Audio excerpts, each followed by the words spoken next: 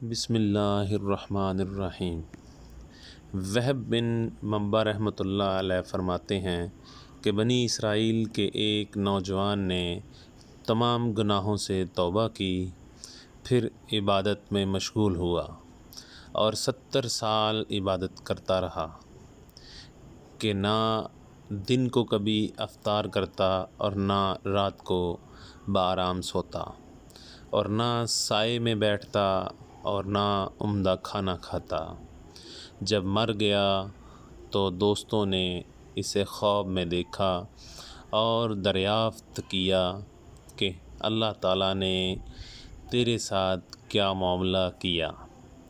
اس نے جواب دیا، اللہ تعالیٰ نے میرا حساب لیا اور میرے سب گناہ معاف کر دیے، مگر ایک خلال کے عوض جس سے میں نے بغیر اس کے مالک کے اذن کے دانتوں میں خلال کیا تھا، چنانچہ اس کے باعث میں اب تک جنت میں جانے سے رکا ہوا ہوں۔